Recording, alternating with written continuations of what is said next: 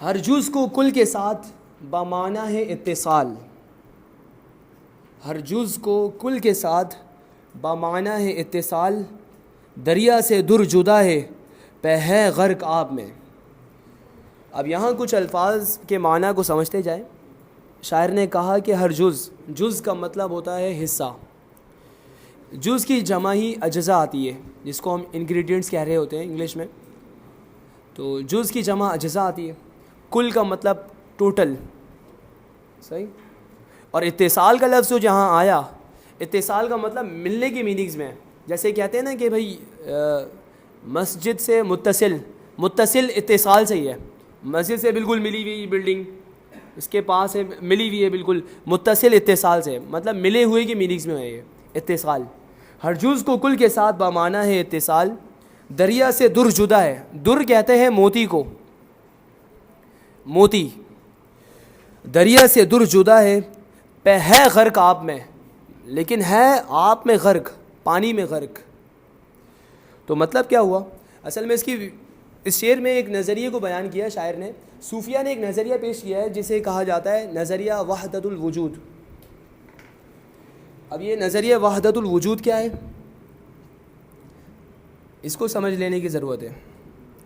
تو وہ لوگ جنہوں نے اللہ تبارک و تعالیٰ کا قرب حاصل کیا اور اس کے قریب ہوئے, انہوں نے کیا سمجھا, اس دنیا کی ریالٹی کو کیا دیکھا, اور اللہ تبارک و تعالیٰ کے بارے میں ان کا کیا اپنا پرسیپشن ڈیولپ ہوا. وہ یہ ہوا کہ انہوں نے کہا, صوفیہ کہتے ہیں کہ اس دنیا میں دو طرح کے وجود ہیں, صرف دو طرح کے وجود ہیں. ایک ہے وجود حقیقی اور ایک ہے وجود اعتباری. کہتے ہیں کہ اس دنیا میں صرف ایک ہی وجود ایسا ہے جو حقیقتاً موجود ہے, وہی وجود حقیقی ہے, اور وہ ذات خدا کی ذات ہے. خدا ہی حقیقتاً موجود ہے, وہی وجود حقیقی ہے. اس کے خدا کے علاوہ جتنی بھی چیزیں ہیں وہ تمام کی تمام وجود اعتباری ہیں. صرف انہیں اعتبار کیا جاتا ہے, سمجھا جاتا ہے, لیکن وہ ہے نہیں. حقیقتاً صرف اللہ ہی موجود ہے, باقی کچھ اور موجود نظر آتا ہے تو وہ موجود نہیں ہے, صرف اس کو اعتبار کیا جاتا ہے. اللہ کی ذات وجود حقیقی ہے, اور جتنی چیزیں اس کے علاوہ ہیں وہ وجود اعتباری ہیں. اب کیا مطلب یہ ہے, اس کو مثالوں کے ذریعے بہت سے علماء نے, صوفیہ نے, اولیاء نے واضح کیا. امام غزالی نے اس حوالے سے ایک مثال دی اس بات کو سمجھانے کے لیے. کہا کہ یہ جو بھنور ہوتا ہے نا, آندھی جب آتی ہے جو چکر ایک چلتا ہے بھنور, کہتے ہیں کہ یہ جو بھنور چل رہا ہے اور اس میں مٹی کے ذرات اور دیگر چیزیں اس کے ساتھ جو ہوا میں گھوم رہی ہوتی ہیں, کہتے ہیں اس مثال میں یہ جتنی چیزیں نظر آ رہی ہیں, کچرا وغیرہ اور یہ مٹی کے ذرات, یہ وجود اعتباری ہیں, یہ وجود اعتباری ہیں. اور حقیقتاً جو وجود ہے اس کے اندر, اس مثال میں وجود حقیقی ہوا ہے. اگر ہوا نہ ہوتی تو یہ بھی نہ ہوتا. تو وجود حقیقی کی وجہ سے ہی وجود اعتباری ہے. تو یہ جتنی چیزیں نظر آ رہی ہیں یہ وجود حقیقی کی وجہ سے ہیں, ورنہ اگر وہ نہ ہو تو یہ ساری چیزیں نظر نہ آئیں. اسی طرح ایک اور مثال کے ذریعے صوفیہ نے بتایا اس بات کو, اس کی وضاحت کی کہ اگر آپ لکڑی کے سرے پر آگ لگا لیں اور اس کو بہت تیزی سے آپ گھمائیں تو آپ کو ایک آنکھ کا دائرہ نظر آئے گا. کہتے ہیں اس مثال میں جو آنکھ کا دائرہ نظر آ رہا ہے نا, یہ وجود اعتباری ہے.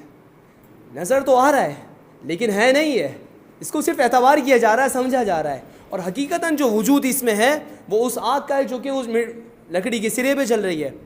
تو وہ ہے تو یہ دائرہ نظر آ رہا ہے, اگر وہ نہ ہو تو پھر یہ دائرہ بھی نظر نہیں آئے گا. تو مطلب یہ ہے کہ اس کائنات میں صرف ایک ہی ذات موجود ہے اور وہ ذات خدا کی ہے. حقیقتاً اسی کی ذات موجود ہے, اور جتنی چیزیں ہمیں نظر آ رہی ہیں خدا کے علاوہ وہ وجود اعتباری ہیں.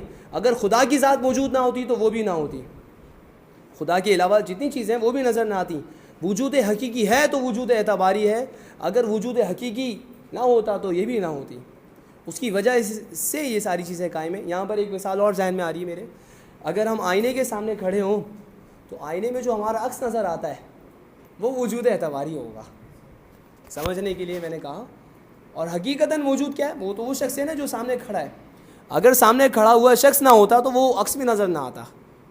اسی طرح جنہوں نے خدا کا قرب حاصل کیا، خدا کے قریب ہوئے، انہوں نے اس مقام پر جا کر جب خدا کے جلوے کا دیدار کیا اور وہ ان کو خدا کی تجلیات نظر آئیں، کہیں خدا کی ذات کی تجلیات، کہیں خدا کی صفات کی تجلیات، کہیں اس کے افعال کی تجلیات، کہیں اس کے اعمال کی تجلیات، تو جتنی تجلیات انہوں نے دیکھی تو انہیں اس نور کے سامنے کچھ اور نظر نہ آیا. انہوں نے کہا کہ حقیقتاً اگر کوئی موجود ہے تو وہ خدا کی ذات موجود ہے، باقی جتنی چیزیں ہیں یہ بس اعتباری ہیں. اس کائنات کو جب انہوں نے دیکھا، پہاڑوں کو دیکھا، سمندر دریاؤں کو دیکھا، تو کہا کہ یہ وجود رکھتے ہیں، لیکن جب وہ خدا کے قریب ہوئے اور خدا کی تجلیات کا عکس انہیں اس کے اندر نظر آیا، کہیں اس کی صفات کی تجلیات نظر آئیں، پہاڑ کو دیکھا تو خدا کی بلندی کی صفت نظر آئی، سمندر کی گہرائی کو دیکھی تو ایک دہشت سی نظر آئی، کہیں خدا کی ہیبت نظر آئی، کہیں خدا کا حسن نظر آیا، کہیں خدا کا جلال نظر آیا. تو اسے دیکھ کر انہوں نے جب ان کی نگاہ سے پردہ ہٹا تو یہی سمجھا انہوں نے کہ یہ چیز اگر نظر آ رہی ہے تو حقیقتاً موجود نہیں ہے، اس کے پیچھے تو خدا کا جلوہ موجود ہے. اگر یہاں اس کائنات میں کچھ ہے تو صرف ایک ہی وجود ہے اور وہ وجود حقیقی ہے. اگر کچھ نظر آتا بھی ہے تو وہ وجود اعتباری ہے، وہ حقیقتاً موجود نہیں ہے. اب اس نظریے کو سمجھنے کے بعد آپ اگر اس شعر کو آپ دیکھیں گے تو آپ سمجھ آئے گی بات. شاعر نے کہا کہ ہر جز کو کل کے ساتھ بمعنی ہے اتصال.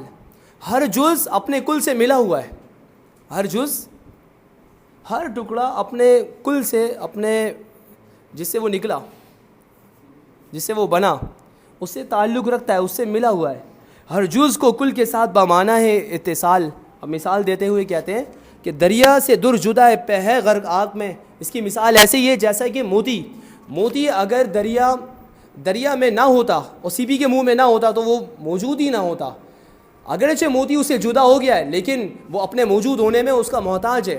اگر وہ موجود نہ ہوتا تو یہ دریا بھی نہ، موتی بھی نہ ہوتا. اگر دریا ہی نہ ہوتا تو موتی بھی وجود میں نہیں آتی. موتی تو سیپی کے منہ میں وجود میں آئی، اگر دریا نہ ہوتا تو سیپی کہاں جاتی، اور سیپی ہے دریا میں پائی گئی تو اس نے سمندر سے ایک قطرہ لیا اور اپنے اندر رکھ لیا، اور اس طرح اللہ تعالیٰ نے اپنی قدرت سے موتی کو وجود بخشا.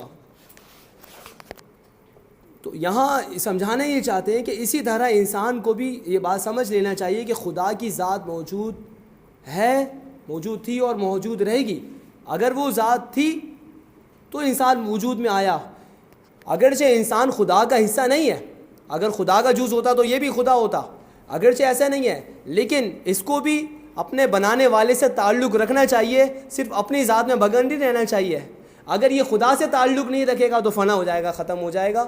اور اگر یہ خدا سے تعلق قائم کر لے گا، خدا کے ذکر سے آرام حاصل کر لے گا، اطمینان حاصل کرے گا، تو اگرچہ یہ اس دنیا سے چلا جائے گا، زیر زمین ہوگا، لیکن اس کا نام پھر بھی دنیا میں باقی رہے گا اور لوگوں کے دلوں میں پھر بھی وہ زندہ رہے گا، کیونکہ اس نے خدا سے جو تعلق اپنا قائم کر لیا.